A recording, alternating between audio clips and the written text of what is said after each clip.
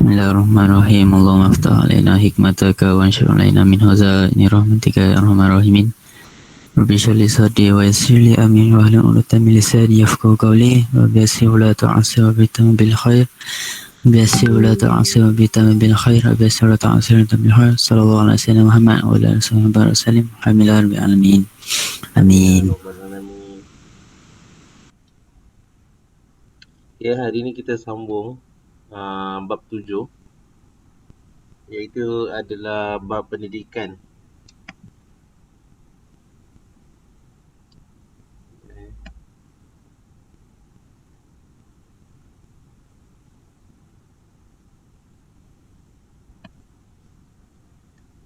Bab 7 adalah mengenai pendidikan. So, kita akan tengok pendidikan sebelum dengan selepas kemerdekaan lah.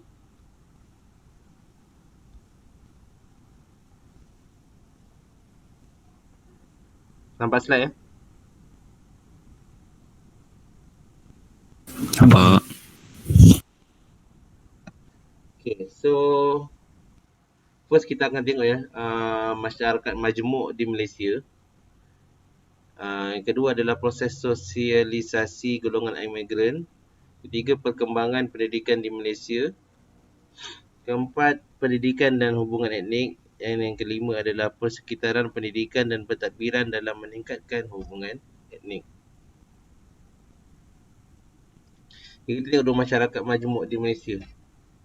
Malaysia adalah sebuah negara yang penduduknya terdiri daripada masyarakat majmuk yang diwakili oleh etnik Melayu, Cina, India, Kerazan, Ibn Murud dan kumpulan etnik minoriti yang lain.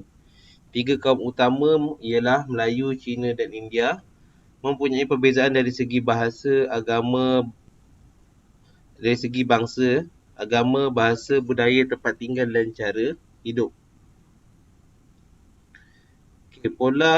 Menurut Syed Hussein Ali, pola penempatan mempengaruhi kegiatan ekonomi sesuatu kaum terutamanya pada zaman sebelum merdeka. So kita tahu sebelum merdeka dulu Melayu dekat kawasan kampung lah, petani. Cina dekat kawasan bandar, menambang emas dan perniagaan, dan yang India berada di estate iaitu getah lah. Perubahan pola taburan mengikut McAndrews pula, perubahan pola taburan penduduk berdasarkan lokasi dan kegiatan ekonomi hanya berlaku selepas DEB diperkenalkan. So kita tahu pada tahun 69 tu ada perkara 13 Mei. So kerajaan telah membuat DEB untuk menyamaratakan ekonomi lah bagi di bandar dan di luar bandar. So time tu lah baru berlaku perubahan pola penduduk. Mungkin orang Melayu dah mula masuk ke bandar dan sebaliknya lah. Fakta sejarah mengikut Syed Hussein lagi, fakta sejarah menunjukkan orang Melayu merupakan penduduk asal ataupun pribumi. Menurut Ku K. Kim, orang Cina dan orang India dianggap sebagai kaum imigran. Seterusnya mengikut Sufian Marimutu dan Muhammad Aris, setelah merdeka, ramai daripada kumpulan imigran dan anak-anak imigran yang dilahirkan di tanah Melayu mahu terus tinggal di tanah Melayu sebagai penduduk tetap. So diorang dah tak nak balik ke negara asal maksudnya orang Cina dengan India lah, sebab mereka dah lama menetap dekat sini. So keluarga-keluarga mereka pun semua dah berpindah ke tanah Melayu lah. So mereka nak terus menetap di tanah Melayu. Mengikut Funivel pula, menjelaskan masyarakat Malaysia sering ditaarifkan sebagai masyarakat majmuk dengan komuniti Melayu, Cina dan India hidup sebelah menyebelah tetapi berasingan dari segi kepercayaan, budaya dan bahasa. So Melayu, Cina dan India ni diorang ada kepercayaan sendirilah, ada agama sendiri dan budaya dan bahasa tersendiri. Walaupun berbagai kaum, tetapi penduduk ini berganding bahu di bawah satu sistem politik yang sama. Kebanyakan pembahagian tugas dilakukan atas garis-garis ras. Menurut George Simmel, oleh kerana pemahaman latar belakang dan kebudayaan di antara kumpulan etnik adalah berlainan, pola interaksi sosial dalam kalangan masyarakat majmuk harus ditingkatkan bagi mengurangkan jurang perbezaan sama ada dari segi bangsa, budaya, agama dan bahasa. So kita tengok proses sosialisasi golongan imigran. Mengikut kajian McLemore dan Romo, proses sosial golongan imigran di Malaysia boleh dibahagi kepada 3 tahap. Okay, ini adalah proses sosialisasi tersebutlah. Tahap yang pertama, dia berpegang teguh kepada adat, bahasa, agama dan budaya. Yang maknanya diorang berpegang teguhlah dengan diorang punya adat sendiri ya, bahasa sendiri dengan agama dan budaya. Maknanya dia tidak bergaul dengan orang lain. Ya, komuniti etnik seperti Chinatown, Little India, Kaum Ladang dan New Village. Ini adalah maknanya diorang berpegang teguh tempat tu dibuat untuk mengekalkan budaya diorang lah. Ya, seperti Chinatown ni, konsep-konsep Chinatown semua dikekalkan di tempat tersebut lah. Okay, tahap 2 ni masih praktik amalan asal, menyadur budaya masyarakat tempatan, perkahwinan antara kumpulan etnik. Ya, maknanya walaupun diorang dah bergaul, dah ambil, orang kata dah berasimilasi lah, dia dah mengambil budaya orang lain, tapi mereka masih kekal mengamalkan budaya masing-masing. Ini adalah pada tahap yang kedua, dan mereka telah mengamalkan amalgamasi. Pada tahap 3 pula, praktik budaya masyarakat tempatan, asimilasi. Contohnya Baba dan Nyonya. Maknanya pada tahap 3 ni, diorang dah menghasilkan satu kelompok yang barulah. Okay, di Malaysia, masyarakat imigran berada dalam tahap 1 dan 2. Masyarakat imigran yang berada pada tahap 1 dan 2 akan melalui proses akomodasi ataupun penyelesaian dan penyisipan antara budaya. Okay, apa maksud akomodasi? Akomodasi adalah satu kelompok atau proses apabila kelompok-kelompok bersetuju untuk menghentikan atau mengelakkan konflik dengan mengadakan interaksi secara damai untuk sementara atau selama-lamanya. Kiranya akomodasi ni, diorang bebas untuk mengamalkan adat dan budaya dia, tapi saling menghormatilah. Dia menghormati budaya orang lain. Ya, sama ada dia mengelakkan konflik tu untuk sementara ataupun selama-lamanya. Tapi kat Malaysia ni, kita kena elakkan konflik agama dan budaya ni untuk selama-lamanya lah. Perkembangan pendidikan di Malaysia. So, kita boleh bahagikan kepada 2 bahagian ya. Iaitu sebelum merdeka dengan selepas merdeka. Kita akan tengok ya macam mana pendidikan sebelum merdeka dengan pendidikan selepas merdeka. Okay, ini adalah pendidikan sebelum merdeka. Kita akan tengok semasa penjajahan British, macam mana masa penjajahan dulu, macam mana sistem pendidikan kita. Okay, selepas tu kita akan tengok laporan pendidikan rancangan Chismin, laporan Barnes, laporan Fenwu, ordinar pelajaran dan penyata razak.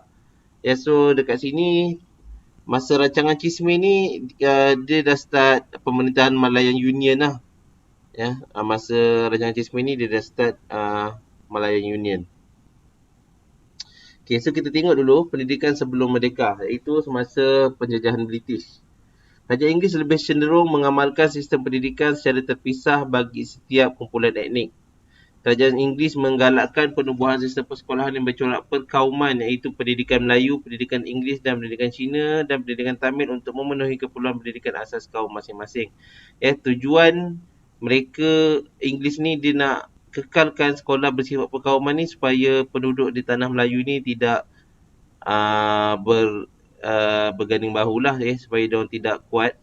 So dia pecah-pecahkan lah Melayu dengan sekolah Melayunya dekat kampung, Cina dekat bandar dengan sekolah Cina dia. Orang iaitu orang British, dia ada sekolah dia sendiri untuk sekolah English, dan untuk orang Tamil dia pun ada sekolah sendiri dekat dalam estate, iaitu sekolah Tamil lah. Sekolah-sekolah Melayu terletak di kawasan perkampungan Melayu dan begitu juga dengan sekolah Cina yang kebanyakannya didirikan di bandar, dan sekolah Tamil jauh terpencil di ladang getah. Okay, sistem persekolahan yang diamalkan oleh setiap kumpulan ini mempunyai dasar, tujuan, kurikulum, sukatan pelajaran, bahasa pengantar, buku teks sekolah, latihan perguruan yang tersendiri dan berbeza-beza di antara satu sekolah etnik dengan sekolah etnik yang lain. Kalau sekolah Cina ni dia kebanyakannya dah ambil silibus daripada negara tanah besar Cina lah. India pun sama, dia orang ambil silibus daripada tanah besar India. Okay, so Melayu pun dia ada silibus dia sendiri. Kita tahu sekolah Melayu ni dulu adalah sekolah pondok lah. Dia orang lebih banyak mengamalkan ilmu-ilmu agama semua. Ya, jika setiap sekolah mengamalkan kurikulum yang berlainan, keadaan ini akan mencetuskan segregasi antara penduduk dan gejala ini akan mengakibatkan berlakunya perpecahan antara kaum kerana setiap kumpulan ini mempunyai matlamatnya tersendiri.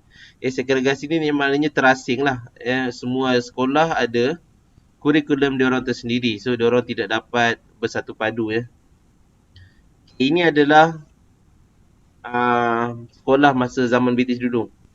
Untuk sekolah rendah, dia ada pelbagai sukatan pelajaran sekolah. Semua sekolah berbeza-beza dia punya silibus pendidikan dia. Kalau sekolah Melayu, dia lebih kepada bentuk agama. Sekolah pondok lah, iaitu selama 6 tahun. Lepas 6 tahun tu kira dah habis sekolah, dah boleh bekerja lah. Seterusnya sekolah Inggeris. Sekolah Inggeris ni bentuk pendidikan British. Maknanya orang British bawa masuk silibus dia orang lah dekat sekolah Inggeris ni. Dan dia orang belajar selama 7 tahun. Seterusnya sekolah Cina. Dia ambil daripada sistem pendidikan di Cina lah. Dan belajar selama 6 tahun. Dan seterusnya adalah sekolah Tamil. Dia ambil daripada sistem pendidikan dekat India. Dan selama 6 tahun juga. Ini adalah sekolah rendah. Untuk sekolah menengah, sekolah Melayu dengan Tamil tak ada. Dia ada 2 pilihan je. Sama ada sekolah Inggeris ataupun sekolah Cina.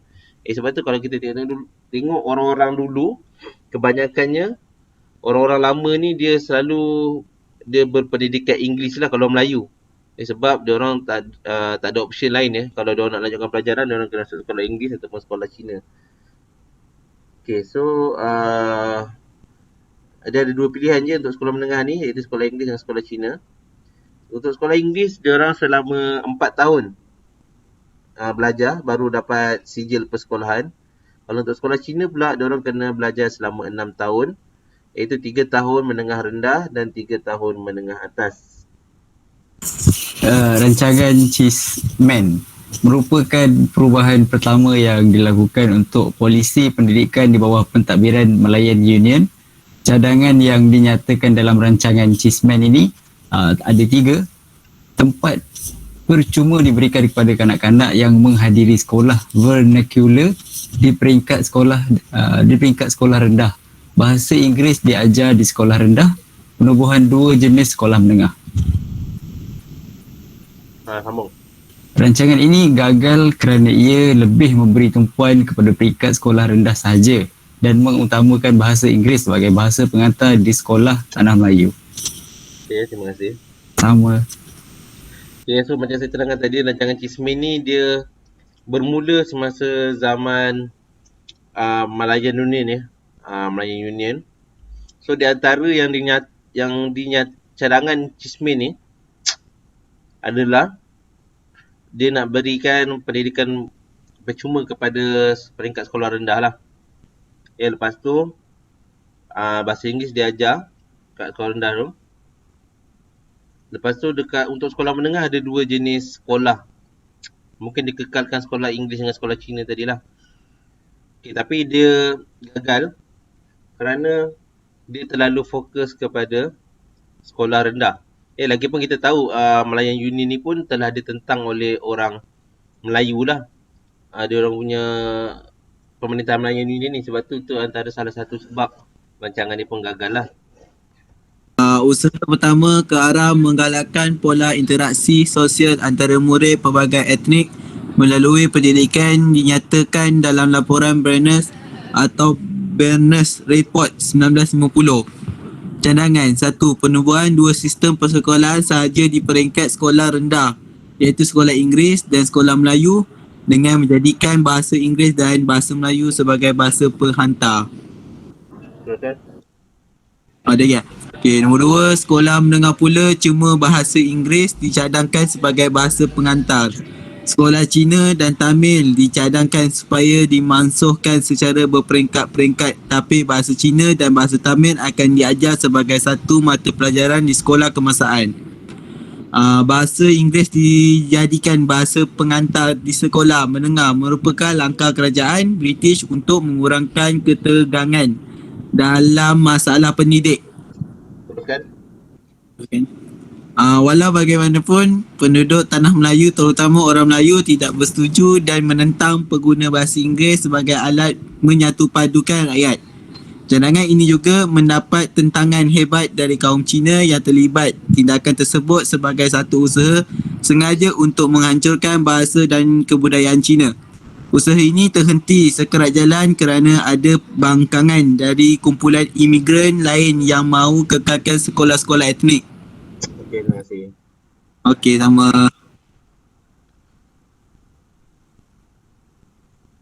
Okay, so laporan Barnes ni dia lebih kepada untuk melakukan pencampuran lah. Maknanya dia nak rapatkan hubungan di antara pelbagai kaum. Sebab tu kalau kita tengok tadi, di antara cadangan dia nak hapuskan sekolah Cina dengan Tamil. So dia nak gabungkan di bawah satu sekolah lah dan menggunakan bahasa apa tadi dicadangkan bahasa Inggeris saja sebagai bahasa pengantar. Sebab target diorang nak jadikan semua tanah Melayu ni ada satu bahasa lah yang utama, iaitu bahasa Inggeris sebagai bahasa pengantar dia. Dan sebab tu ada tentangan daripada orang-orang Melayu. Sebab kita tahu daripada zaman Kesultanan Melayu Melaka dulu, bahasa Melayu ni digunakan sebagai bahasa pengantar, terutamanya untuk hidupan harian lah. Maknanya orang Cina, India, daripada seluruh negara dunia lah yang datang ke tanah Melayu, yang datang ke Melaka untuk berdagang, semua menggunakan bahasa Melayu sebagai bahasa pengantar. So bila British ni, dia nak tukar bahasa pengantar tu kepada bahasa Inggeris. Cuma dia nak satukan rakyat Cina, India dengan Melayu ni, dia nak satukan dengan menggunakan bahasa Inggeris. Sebab tu ditentang oleh orang Melayu.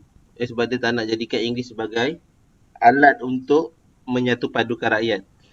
Okay, lepas tu dia pun selain daripada dapat tentangan daripada orang Melayu, dia juga mendapat tentangan daripada sekolah Cina dengan India lah. Sebab sekolah Cina dengan India nak ditutup secara berperingkat. So dia orang tak puas hati lah sebab bagi mereka ni merupakan satu usaha untuk menghancurkan bahasa dan budaya orang Cina dengan orang India. So rancangan rancangan Barnes ni pun gagal sebab dia mendapat tentangan daripada semua penduduk, terutama Melayu dengan Cina.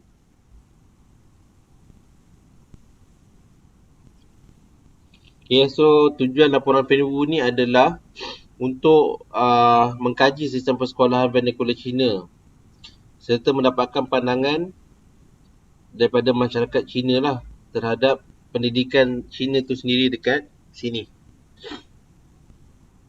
So hasil daripada laporan Penwu tersebut, dia menyokong supaya sistem persekolahan majmuk dikekalkan dan menekankan keperluan untuk memberi pengiktirafan ke bahasa Cina selain daripada bahasa Melayu dan Inggeris. So laporan Penwu ni dia sokonglah supaya sekolah campur tu dikekalkan. Tapi dia perlu memberi pengiktirafan kepada bahasa Cina sebab time waktu ni bahasa Melayu dengan bahasa Inggeris saja yang dia beri pengiktirafan. Hasil perbincangan mengenai laporan Barnes dan Penwu, terhasilnya Ordinan Pelajaran 1952. Ordinan Pelajaran 1952 menjadikan bahasa Melayu dan bahasa Inggeris sahaja sebagai bahasa pengantar. Ordinan Pelajaran 1952 gagal dilaksanakan kerana laporan Barnes telah banyak mempengaruhi ordinan. Persatuan Guru-Guru Sekolah Cina mengecam Ordinan Pelajaran 1952 dan menganggapnya sebagai satu rancangan yang bertujuan untuk menghapuskan semua pendidikan Cina di Tanah Melayu. Tentangan orang-orang Melayu terhadap Ordinan Pelajaran 1952 telah dipelopori oleh Kesatuan Persekutuan Guru-Guru Melayu Semenanjung dengan meminta supaya taraf sekolah-sekolah Melayu ditingkatkan dengan menjadikan bahasa Melayu sebagai bahasa rasmi dan taraf guru-guru sekolah Melayu ditingkatkan. Okey, terima kasih. Okey. So ordinan pelajaran ni dia terhasil daripada dua laporan sebelum ni lah, iaitu laporan Bernard dan laporan Fenwu. So diorang bincang di antara dua laporan tersebut dan diorang buat satu konklusi lah untuk menggabungkan dua laporan tersebut dan terhasillah ordinan pelajaran 1992 ni. Okay, so di antara yang diorang telah tetapkan dalam ordinan pelajaran ni adalah dijadikan bahasa Melayu dengan bahasa Inggeris sebagai bahasa pengantar. Okay, tapi ordinan pelajaran ni pun tetap gagal sebab dia ditentang oleh orang-orang Cina. Kerana diorang masih tak setujulah kerana hendak menghapuskan pendidikan Cina dekat tanah Melayu ni. So bukan sahaja daripada Cina, dia juga telah mendapat tentangan daripada orang-orang Melayu. Sebab waktu ni orang Melayu dia macam pada taraf yang rendah lah. Guru-guru pun tak dihantar untuk macam training. Lepas tu so orang-orang Melayu ni terutama dipelopori oleh kesatuan guru-guru Melayu ni, orang minta supaya sekolah Melayu ni dinaik tarafkan lah. Terutamanya guru-guru dia pun disuruh naikkan taraf pendidikan guru-guru tersebut. Seterusnya kita tengok Penyata Razak. Selepas Perikatan menang dalam pilihan raya tahun 1955, Kerajaan Persekutuan melantik satu jawatan kuasa untuk mengkaji semua keseluruhan dasar dan pelaksanaan pendidikan di Tanah Melayu yang dikenali sebagai Penyata Razak. Dipengerusikan oleh Abdul Razak bin Husin. Cadangan dan juga cadangan Penyata Razak iaitu nombor 1, bahasa Melayu diperlakukan sebagai bahasa kebangsaan di samping menjamin perkembangan bahasa dan kebudayaan kaum-kaum lain. Okey, teruskan. 2, corak sistem pendidikan kebangsaan. Yang ketiga, kurikulum yang sama dan yang bercorak Tanah Melayu bagi semua sekolah rendah termasuk sekolah Cina dan sekolah Tamil. Yang keempat, sekolah-sekolah rendah Cina dan Tamil dibenarkan berterusan. Yang kelima, semua sekolah rendah diklasifikasikan pada dua jenis sekolah iaitu sekolah kebangsaan dan sekolah jenis kebangsaan Cina dan Tamil. Yang enam, bagi sekolah jenis kebangsaan, bahasa Inggeris, Cina dan Tamil menjadi bahasa pengantar. Okay. So, terima kasih. Sama. So, lepas Perikatan menang dalam pilihan raya, so diorang telah melantik Abdul Razak bin Husin, iaitu Bapa Najib lah, untuk mengetuai, untuk membuat penyelidikan tentang pendidikan di Tanah Melayu. So di antara cadangan Penyata Razak, dia bahasa Melayu sebagai bahasa kebangsaan lah, tapi dia tidak bahasa lain tidak dihalang. Okay, seterusnya sorak pendidikan kebangsaan, maksudnya dia ada satu sistem kurikulum yang sama untuk semua sekolah. Yang maknanya macam kita sekarang lah, sekolah Melayu ke, Cina ke, India ke. So dia ada silibus yang sama. Maknanya tak adalah dia ambil silibus daripada, kalau Cina ambil daripada Cina, tak adalah macam tu dah. Maknanya dia orang ada satu silibus yang sama. Tapi sekolah Cina dengan India tak jadi dimansuhkan. Maknanya sekolah jenis Cina dan sekolah jenis Tamil ni dibenarkan berterusan. Cuma diorang dinamakan lah, kalau sekolah Melayu diberi nama sekolah kebangsaan, kalau sekolah Cina dengan Tamil diberi nama sekolah jenis kebangsaan. Dia ada perkataan jenis dia sama macam sekarang pun masih ada lagi. Okay, so untuk sekolah Melayu diorang gunakan bahasa Melayu lah sebagai bahasa pengantar. Tapi bagi sekolah jenis kebangsaan iaitu Cina dengan Tamil tu, diorang menggunakan bahasa Inggeris, Cina dan Tamil sebagai bahasa pengantar. Sebenarnya diorang diberi pilihan lah untuk menggunakan mana-mana bahasa, sama ada nak guna bahasa Inggeris, bahasa Cina atau Tamil untuk bahasa pengantar dekat sekolah jenis kebangsaan tadi tu. Okey, seterusnya kita akan tengok pendidikan selepas kemerdekaan. Ya, selepas merdeka, kita ada penyata Rahman Talib. Lepas ni kita ada Akta Pelajaran 1961.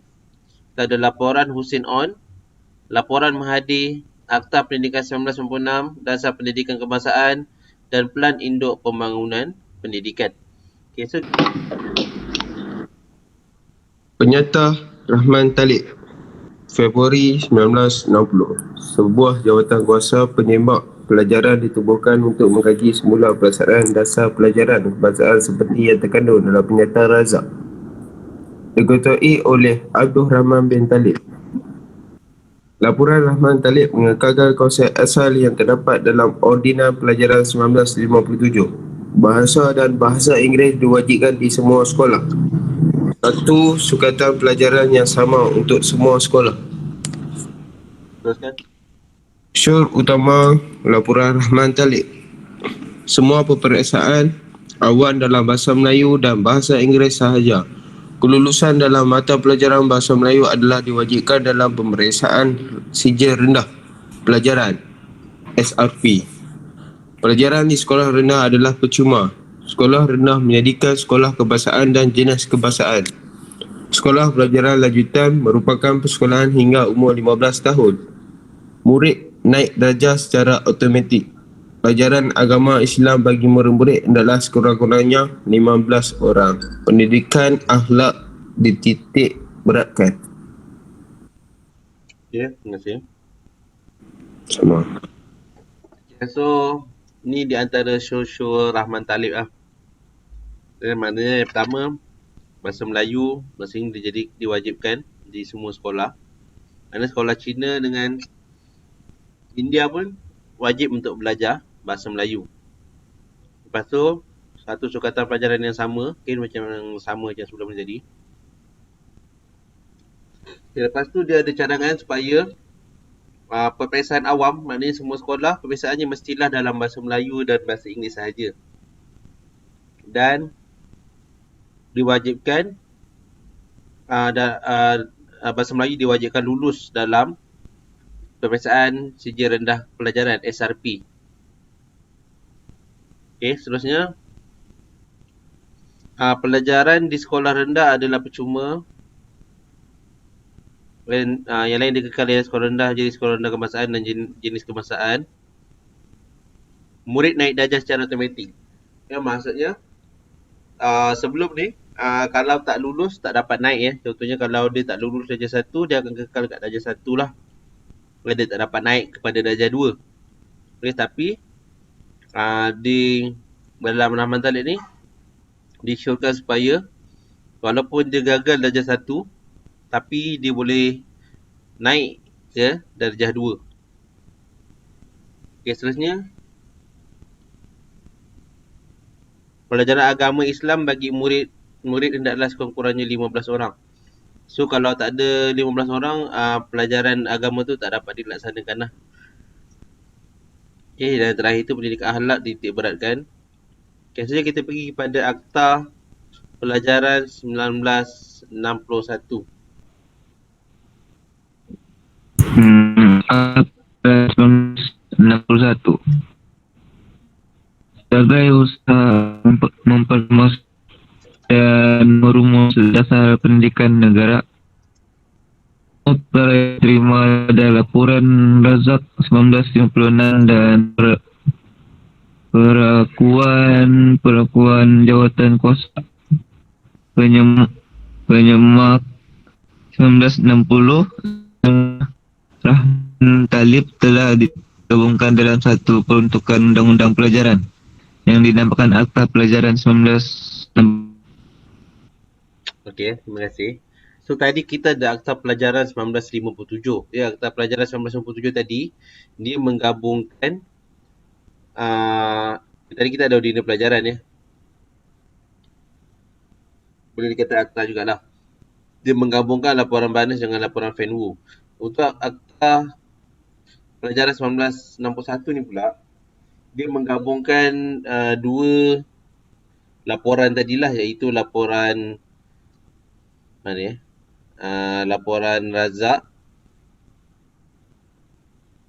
Mana tadi?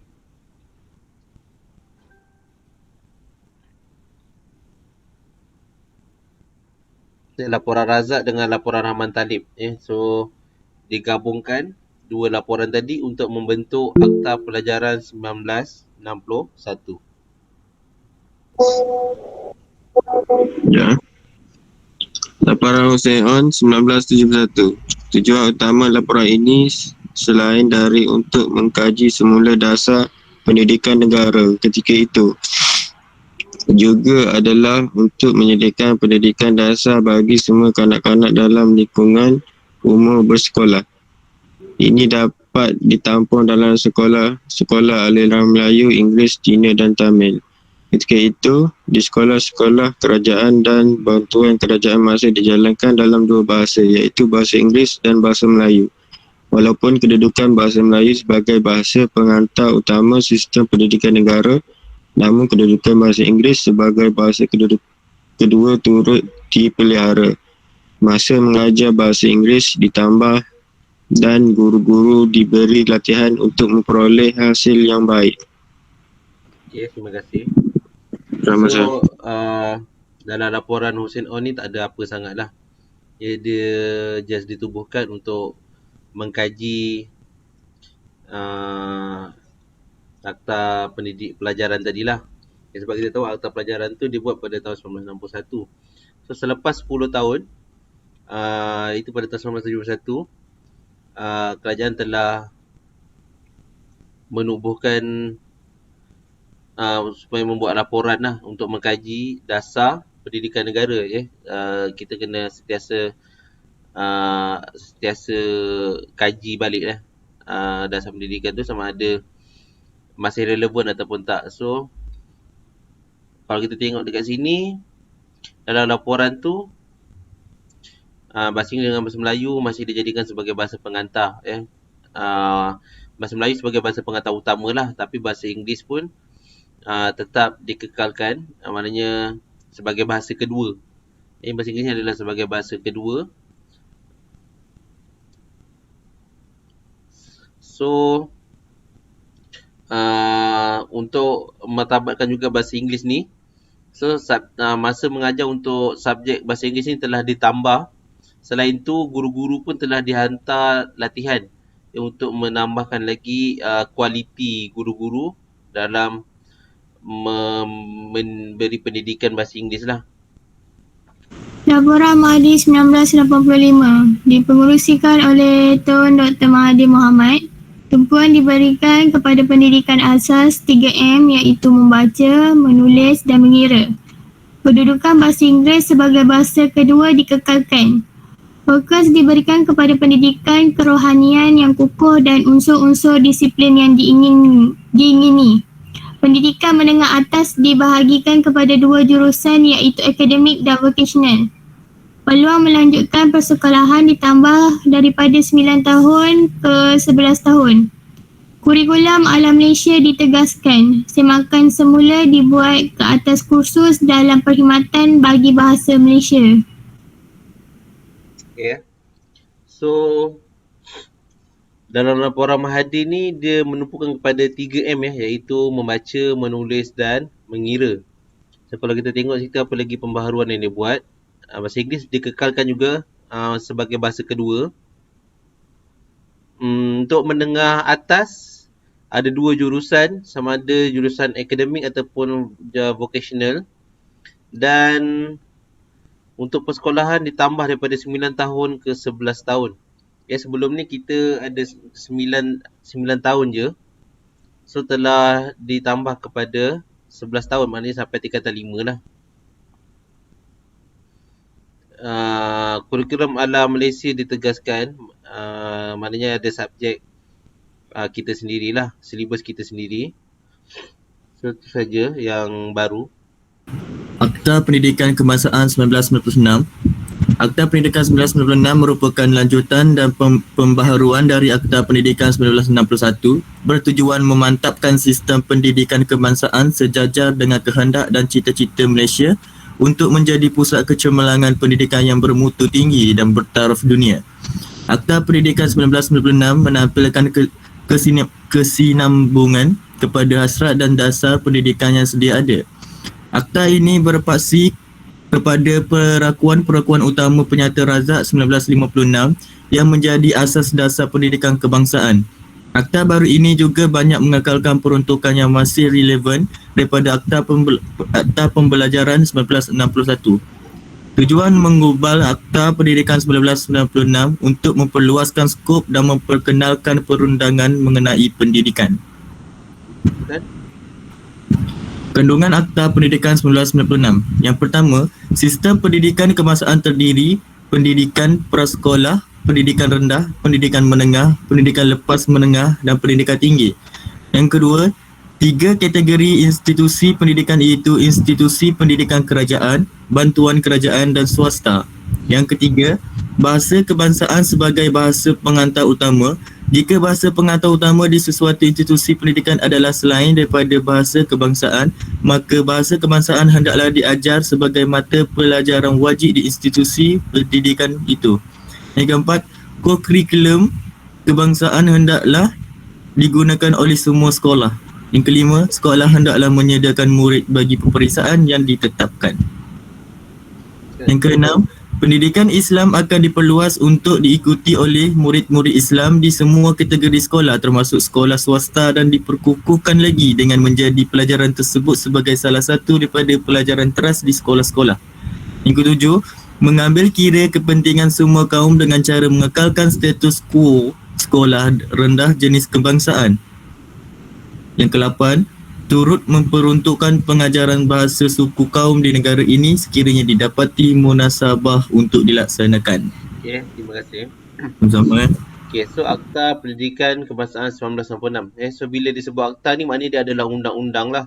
Bila dah jadi undang-undang, sekolah semua sekolah sama ada sekolah jenis kebangsaan ke ataupun sekolah swasta, diorang kena aku untuk terima akta kandungan dalam Akta Pendidikan 1996 ni lah.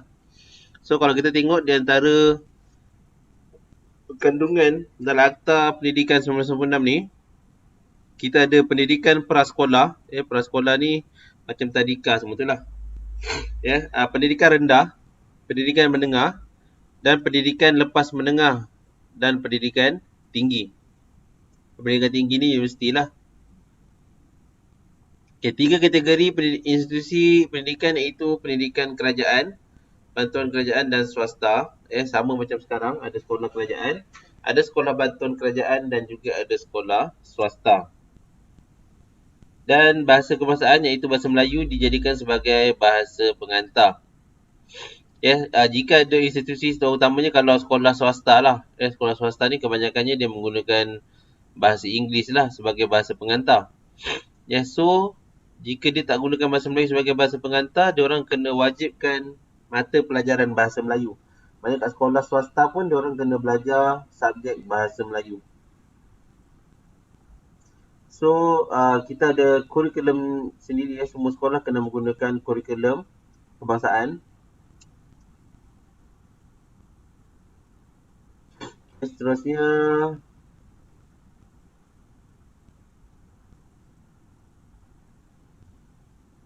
so kalau poin nombor 8 tu, turut memperuntukkan pengajaran bahasa suku kaum di negara ini sekiranya dapati munasabah untuk dilaksanakan.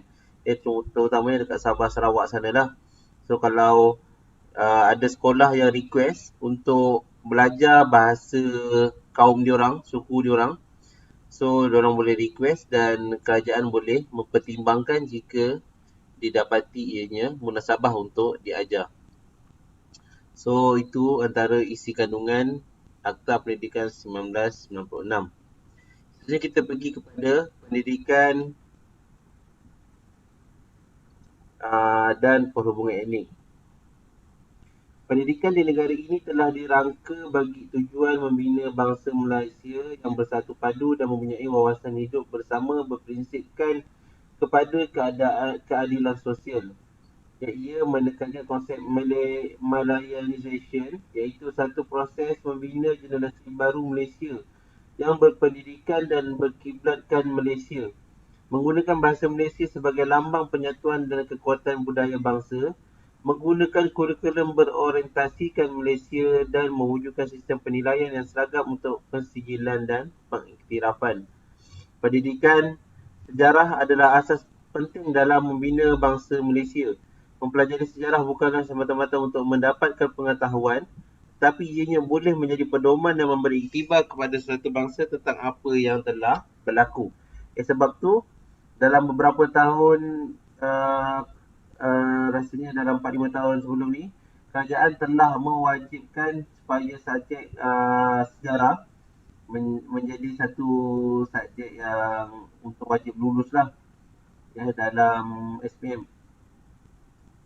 Yang memupuk nilai-nilai patriotisme pada umumnya menjadi matlamat penting dalam pendidikan sejarah dan ianya dapat dicapai sekiranya kurikulum sejarah negara ini menitik beratkan nilai-nilai ini.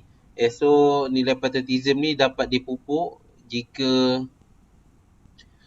subjek sejarah ni dapat disampaikan dengan baik lah. Kita ambilkannya sikit lagi. Persekitaran pendidikan dan pentadbiran dalam meningkatkan hubungan etnik. Terutamanya di antaranya adalah guru dengan pentadbir sekolah. Peranan guru sebagai pembina negara bangsa boleh dilaksanakan melalui cara berikut. Pertama, memperkasakan bahasa kebangsaan, mengadakan program wacana ilmu, minggu bahasa kebangsaan, pertandingan menulis, pertandingan membaca, pertandingan bahas dan pidato, pertandingan puisi dan pengucapan awam. Okey, sambung. Yang kedua, memupuk semangat patriotisme secara berterusan dalam kalangan pelajar. Aktiviti pembarisan, menaikkan bendera dan menyanyikan lagu kebangsaan dan lagu patriotik, misalnya lagu Negaraku.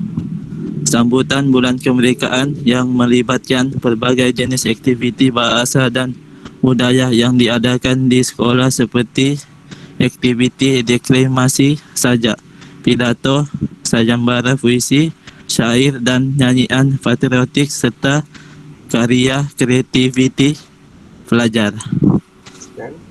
Yang ketiga, menggalakkan pelajar melibatkan diri secara aktif dalam aktiviti kokurikulum, kuis bina bangsa, kempen cintakan warisan seni, bangsa dan negara, kempen kibarkan jalur gemilang, pertandingan menghiasi bilik derja sempena hari kemerdekaan dan bahasa perpaduan.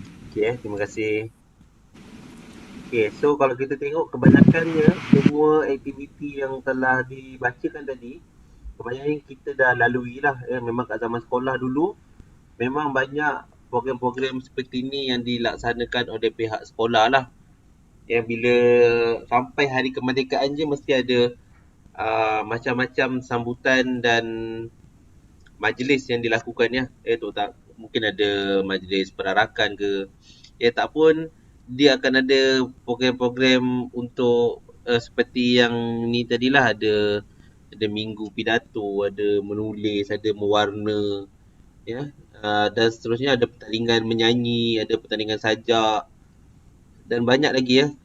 Dan juga ada kuis-kuis yang menghias kelas dan sebagainya. So ini adalah salah satu cara untuk pihak sekolah menerapkan semangat patriotik ke dalam anak-anak bangsa. Peranan pentadbir meliputi aspek menyediakan persekitaran serta kemudahan yang kondusif bagi keperluan sosialisasi dalam kalangan sebilangan besar rakyat. Berbagai langkah telah diambil untuk menggalakkan wujudnya satu sistem persekolahan dari peringkat prasekolah hingga ke peringkat institusi pengajian tinggi dengan menggunakan bahasa Melayu sebagai bahasa perantara dan menyeragamkan kurikulum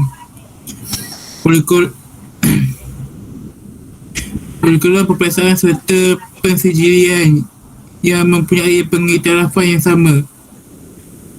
Kerajaan membenarkan pengajaran pengajaran dan pembelajaran menggunakan bahasa ibunda kaum tertentu seperti bahasa Mandarin, Tamil, Iban dan Kadazan dusun di peringkat sekolah rendah dan menengah. Kurikulum sekolah memberikan tumpuan yang sewajarnya dalam mata pelajaran sejarah negara, termasuk persetujuan antara kaum dan negeri tentang peruntukan tertentu dalam perlembagaan, budaya dan adat resam kaum di Malaysia, serta unsur-unsur penting agama dan kepercayaan utama.